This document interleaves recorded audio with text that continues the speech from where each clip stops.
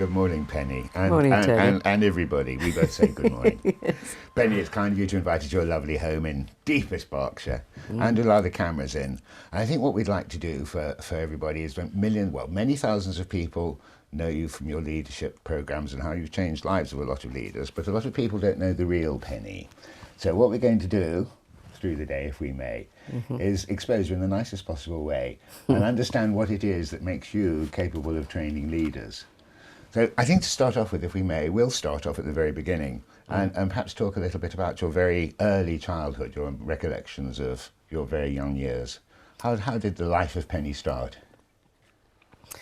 Well, I can tell you how the life of Penny started. The thing that, of course, I won't be able to tell you very much about is some of the early days, because, interestingly enough, I seem to have blocked a lot of it out. Yeah. However, I was born into a family. Dad was son of a doctor, and he was very poor when he was young.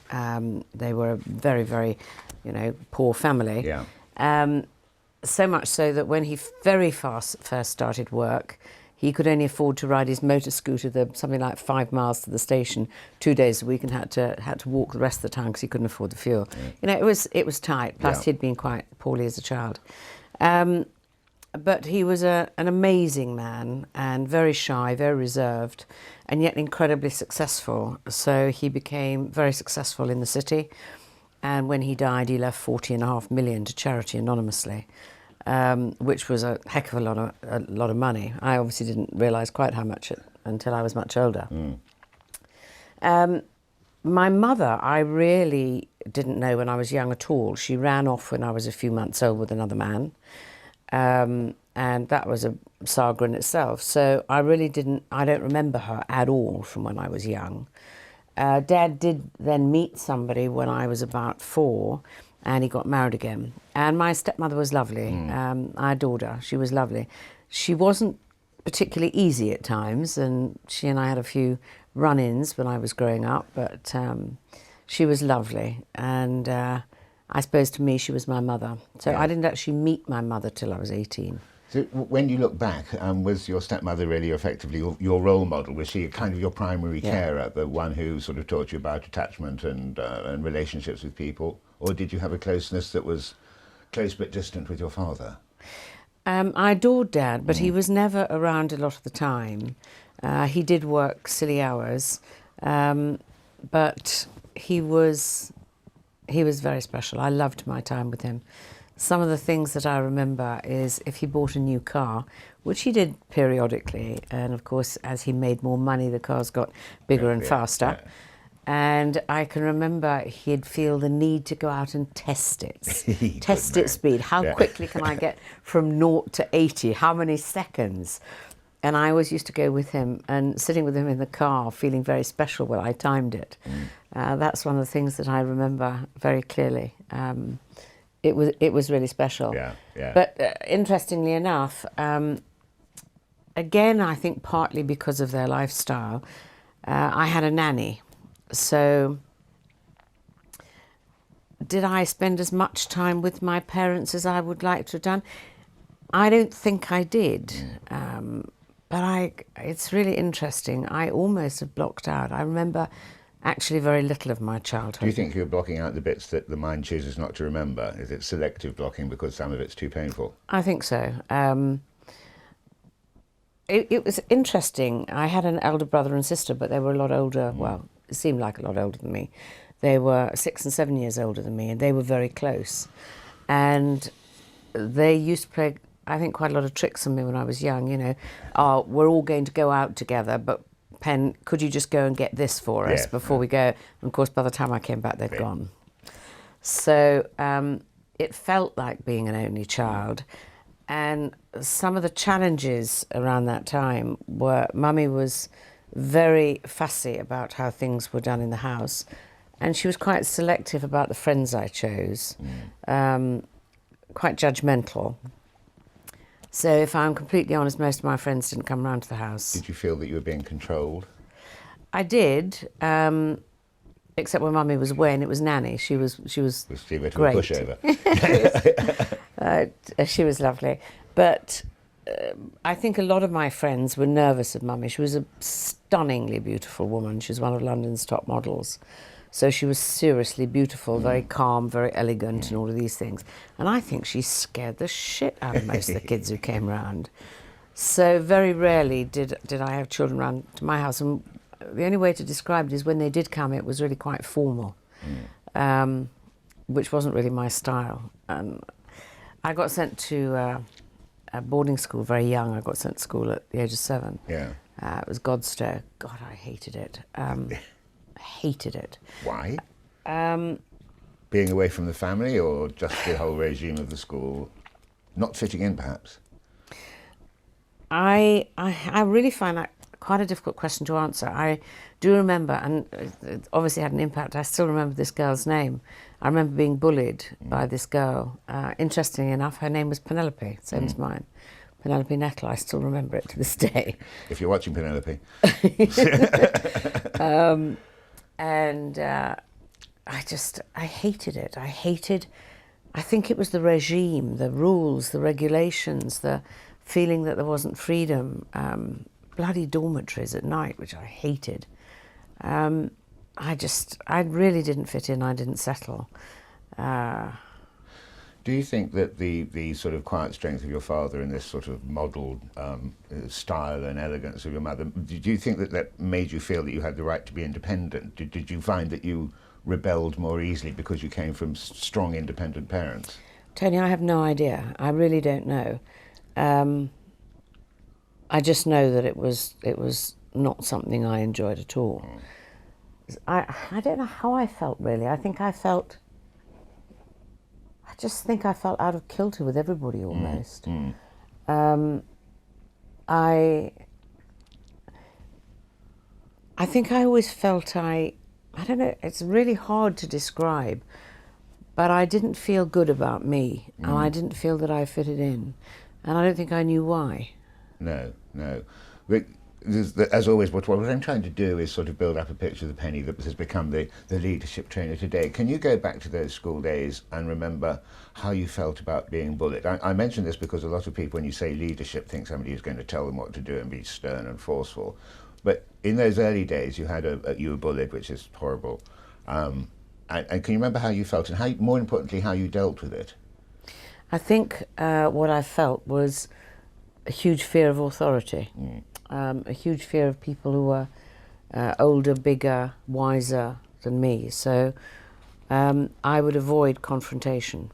I would do my best to play a low key. That changed when I went to bigger school. Then I just became a pain in the butt. But I avoided it. And I do realise it's very easy looking back that in many ways I was my own worst enemy, because when I went to public school, and I went to many different public schools because I nearly got expelled from the whole lot I went to, was because Dad by this time was becoming more and more successful. And Mummy, I think, was trying to protect him. So if I wanted to just pick up the phone and talk to him, it would be very much, you can't phone him at work. You know, he's busy. You can't do that.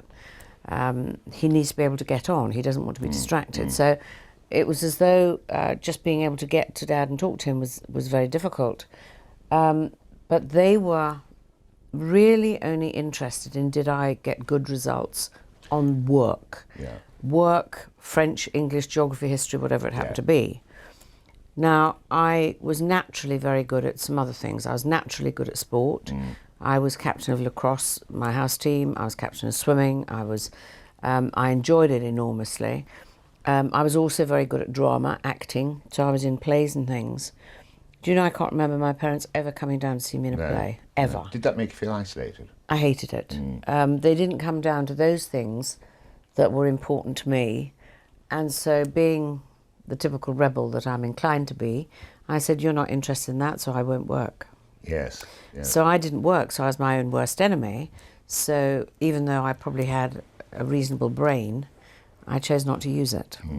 I'm interested, here I'm getting a picture of somebody who effectively, if I can put it this way, missed out on a vast quantity of money because it was left to charity. Somebody whose parents were strong and influential, but somehow isolating you. Did this have the effect of making you feel very self-reliant, that all you can ever achieve in life has to come from you, and that you can't sort of look to other people to boost your way along? I don't think it did at that time. If I'm honest, I don't think it did. I really don't think it did, because somehow I still felt as though I was in a very cocooned, very protected environment. And the old-fashioned values were pretty strong in my parents' thinking. You know, my role in life was to get married, be a good wife, you know, have children. Yeah. So I was very much, and I think I was also very much in the role that when you get married, you let your husband make all the big decisions, and you're the little wife who, you know, cooks dinner and does all of this good stuff. So there was an awful lot of those values in place. But you touched on Dad left a vast amount of money.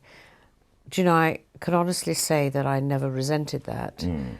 To me, what he chose to do, it was fine. The only time I really resented it was after I'd lost it all. I thought, Christ, I wish I had some.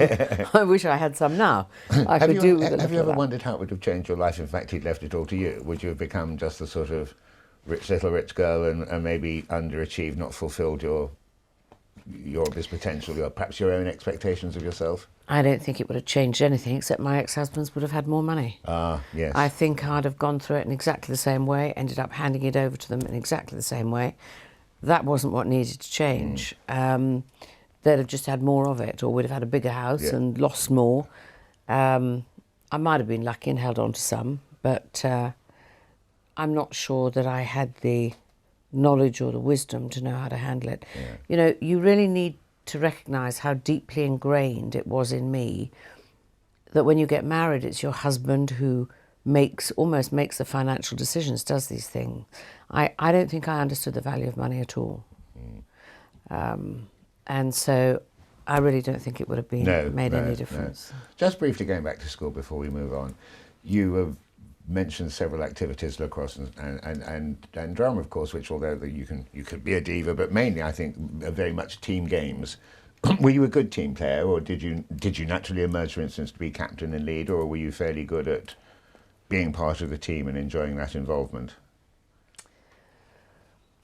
I think that whereas I recognise the value of a team and can be very good at doing it, I have such a strong streak of independence that's not always my greatest strength. I need to think about it very consciously. I'm very aware even today that working with my team today, knowing all that I do, I'm apt to be very creative, get ideas, and unless somebody's holding my tail, I'm apt to suddenly distort priorities and have everybody leaping off down a different route. Because I do have, you know, and I think it's largely because of circumstance, I have a very strong streak of independence. So that occasionally gets in the way of being a team. Yes. So moving on from school then, you presumably eventually did move on from school. I did. Did you go to university? Were you academically advanced, or, I mean, did you... Academically, had I worked, I'm damn certain I could have gone to university, because I believe I've got a pretty good brain. But I didn't work. So, and I couldn't get out of school quick enough. They sent me to finishing school, and they did have to remove me before I was expelled, because I spent more time climbing out the windows at night and going bopping the night away than I ever did doing any work. You know, and so there's always been a big streak of independence and a big streak of rebellion, I think. Yes. And a hint of enjoyment going on here. It's yes. a little chasing of the nice things of life. Yes. Still with you, I assume. Oh, definitely. And with you, yes. So after finishing school, did you learn much at finishing school? What did you learn about the people you were with? No, it was crazy. It wasn't finishing school at all, I didn't think. It was just a school where they talked in French. And since 80% of the people were English, we only taught French in the classes, and then we promptly reverted to English. No, so it was crazy. No, it was crazy. I didn't take to that at all. Right. So having been asked to leave, perhaps, from the finishing school, what happened next? Well, then I did all sorts of weird and wonderful things. That was, of course, when I left there, when I met my real mother. Oh, really? Yeah. You left when you were some weeks. It was about 18 that Yeah. I was 18 when I met her. And that was a really odd experience. To be told, that you're going to meet your mother and told this is your mother, and you have no experience of her at all as a mother. Zero, nothing. It is like meeting a stranger. Except you must have had levels of expectation, expectancy. Is she going to be like this? She must be like that.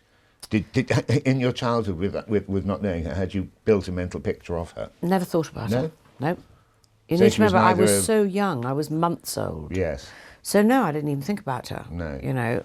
My stepmother, Mummy, who I called her Mummy, and so I really didn't. As I got older, I was curious.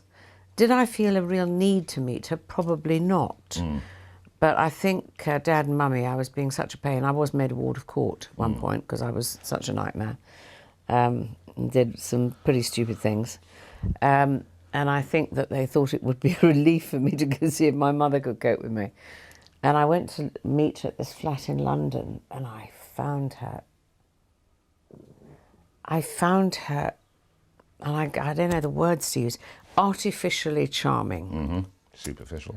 Yes. I did ask her, I said, however, how could you leave a baby of a few months old? How could you do it?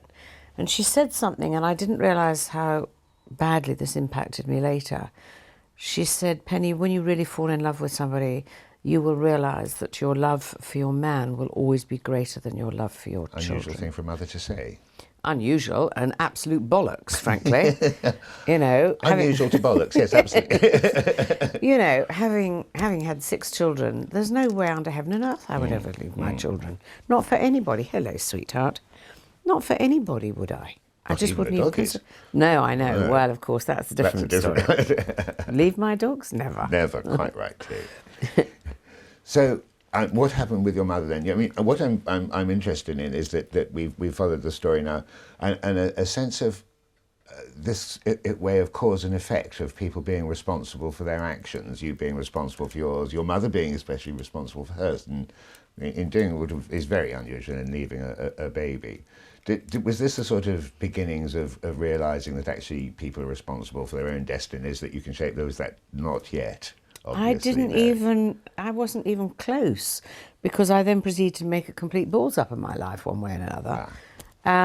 So no, I didn't understand the impact of just those few words that my mother said. I just didn't get it. I found her so extraordinary. She'd had 2 more children with a man she was married to, Hugh and Nigel, who, I know, and they're quite good friends today. I don't see them often, but, I think they're really quite nice. And I spent quite a bit of time with them. But Dad had given her an awful lot of money, so she was a very wealthy woman. And she ruled that household. I can remember she didn't work, and her husband did. He was a major, he'd retired, but he was in the territorials or whatever he was doing. And he wasn't allowed to use the bathroom in the mornings until she'd finished with it. Really? Hang on a minute, who was working here? And I remember thinking, this is seriously odd. But I don't think any of these things that I observed or experienced had the meaning for me that they would have today. No. But are they part? I suppose they must be really part of the fabric that has made up the Penny of today. That it's experience, isn't it? That build your opinions and your conclusions. She said and did things. I mean, I didn't speak to her for 10 years. At one point, she said and did things that made my hair stand on end. Her values are so far away from mine that I just woof. So no, there were times when I got on very well with her, but I never felt emotionally close to her as I did to Mummy. I'm not convinced you can.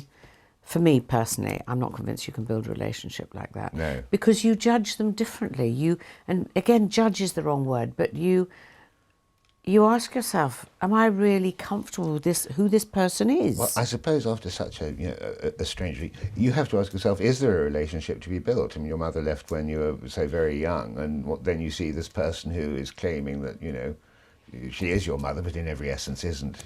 Sometimes you must have asked yourself: is there a reason for having this relationship at all? I did, Yeah. and there were, I mean, for the last, God, 20 years of her life, I don't think I saw her more than twice a year. There were some years I didn't see her at all. Then, had you started working by this time? Would you become a career girl? I think this would be too long a saga to go into, but I did all sorts of things. I did start nursing Headlines. for a while. Give us the headlines, the juicy bits. I started nursing for a while, and that was where I met somebody totally unsuitable and decided to disappear to Gretna Green and got caught and got made a ward of court. And, oh, God, that was a nightmare too. That was a real saga. So when I did finally get married, you can imagine all the newspapers were there and it was all everywhere. Exciting. It was all, well, I wouldn't call it exciting exactly. I'd call it very traumatic. But you see, all of this was, I think, I was always amazed that I was surprised if people really liked me. Really? Yeah. Was that because you felt that you weren't very likable? Yes, I think so. And how did you handle that? Did you think that perhaps people were liking you for false reasons?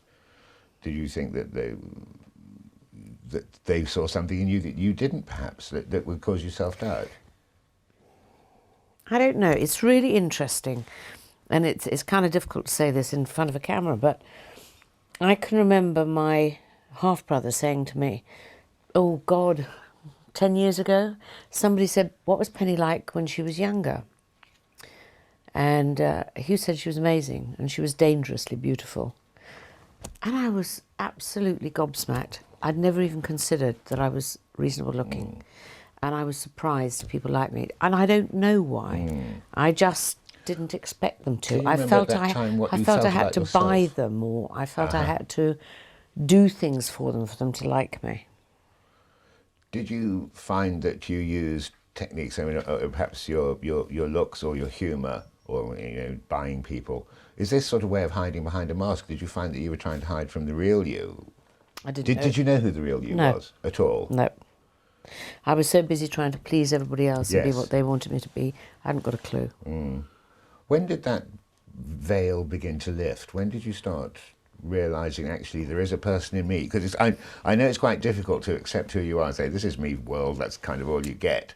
But at least you become comfortable yourself. But it takes a long time of realisation, self-realisation. When did that veil of mystery about yourself begin to lift? When I was 50. I'm not joking, not until I was 50. 3 marriages later, second son just died. Was there a turning point? Was there a sort of tipping point, as they say, when you were forced to stop being, looking into yourself, not in an introvert way, but in a sort of self-analysis way? Was there a particular point? Then it what was happened? that. My marriage had just come to an end. Yeah. Phil had just died. I'd lost all my money, everything, because Dad had settled a lot on me. He didn't just leave a lot to charity, but when I was 18, when I left, he settled a lot of money on me, which at that time, it was about 850,000. Christ knows what that would be today, probably about 4.5 million, I should think. But in 3 marriages, I'd managed to give away all of it, every single penny, and all I had was debts. Phil had just died, and that had nearly wiped me out completely. We'll come to that yeah, again. And it was just, I can't go on like this. I can't. It's not possible. I don't want to be this sort of example to my other children. So this then was this the emergence of Penny the trainer, Penny the person who began to understand what character traits are necessary for people to be able to improve themselves? I think we're not just talking about leadership here, we're talking about what everybody refers to as continual personal development, but actually for people to find out about themselves and improve what they've got. Was this the point then it began to formalise in your mind, or was it already there and perhaps you just... I don't think it was already there. I think the big wake-up call was beginning to do a timeline and looking at the whole saga of my life, which had not been admirable, apart from the fact I had had 6 wonderful children. But I began to realise that the whole sorry saga of my life, that I was continually blaming the circumstances outside of me. I was blaming, you know, the ex-husbands who ripped me off, who were bullied me, or whatever it happened to be. And then I realised there was only one common denominator in the whole sorry saga. Yeah. And that was me. You. Yes. And that was a pretty major wake-up call. Yes, it's a powerful revelation, isn't it, when you realise that not everybody else can be responsible for absolutely everything in your life. No. Yeah. And that was, God, it was tough. It was really, I didn't want to believe it. I didn't want to accept it. I kept trying to make excuses. And it was challenging. Thank you, Patch. That was very kind of you. Obviously. Anybody else want to come and go? I'm coming in for the second part. Right. Okay. I think they must have heard somebody arrive. Yes, I can see you. Yes. Slavering guard dog there. I know. Yeah. Well, actually, I think she's guarding the sausage, not me. Very wise too. Yes, invested interest. Yes, I know. So it was really tough at that time. Really tough. And through the toughness of that time, I understand that, and this sort of veil gradually being lifted, did you actually find then that you were learning to understand who you were and then liking you for just being you? Did that self-realisation begin to happen concurrently? Christ, that's a tough question. We're here to be difficult, you know. I know, did I begin to like me? I think that would be too strong. I think I began to accept me. Yeah. I began to accept me. But the thing that was scary that I recognised at that time, and I think this is where the journey really began, the journey of beginning to do what I do now. I had to ask myself the question, why, if I accept that I'm the common denominator, why in God's name am I creating a life that is such a bloody disaster? Yes. Why am I doing that? And that was where the journey really began. And that's when I could look back. And remember I said earlier about my mother making that statement about you will always love your man more than your children. Yes. To me, that was so cuckoo. As a mother, there's no way anybody will come ahead of your children. For me. And I think 99% of women would say the same. Absolutely. So I realised that I had acquired a belief that I wasn't good enough. I couldn't be good enough, that my mother could leave me. If she fell in love with another man, okay, I understand that, it can happen. But you'd expect her to take her children with her. Yes. Well, actually, what I was trying to get at a little earlier with all of that experience, that it's understandable perhaps that I think, as we all do, we take a little while to understand who we are. But the estimation of our self-worth is a different thing. Yeah. And presumably the effect of your mother leaving you so early and the other experiences you had that we've just discussed would have affected your degree of self-worth. Do you feel that you had a low sort of opinion of your own value? Oh, completely. I mean, I had a belief that I wasn't good enough. If I'm honest, I still have that belief.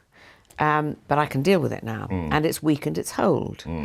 But if you think about very much what I now talk about, teach, however you like to think about it. Yes. Beliefs drive behaviours. Yes. If you believe you're not good enough, then you will do anything and everything to get other people to endeavour to get you to feel better. Why did I give my husbands all the money? Why did I always give in and give them everything that they said they wanted? Why did they say, we need to increase the mortgage in the house, I need money in my business? I'd always say yes, because they'd think I was better. It's crazy. Is it the line of least resistance? Is it to make you feel better? Is it to cover self-perceived inadequacies that you did this? Or is it just people pleasing? You know, I can't be wrong if I go along with what everybody else asks me to do. I think that a lot of that has similarities and is the same thing. Yes. I absolutely now recognise that belief drove my behaviours up to the age of 50. No question. And a belief does not work at a conscious level, it works at a subconscious level. So did I have any impact that was why I was messing up my life? I didn't have any idea at all. And it was then at the age of 50 when I was in this seriously bad space. I mean, seriously bad space. I was doing anything and everything that I could think of. I did not get onto drugs, but my God, I was drinking a lot. And I was a mess, complete mess. And I'd lost all my confidence, everything. And in the odd kind of way, finding the belief that you're not good enough, I could very easily have allowed that to knock my confidence even more. But actually I didn't. I was so pleased to discover that was what it was. And then for the next, well, it's a never-ending journey. Absolutely. Never-ending journey. And I'm very aware, Penny, that we've skipped some of your journey because we've only got as far as marriage number one. I think, should we break for another coffee and come back to the rest of it in a moment? Absolutely, no problem at all.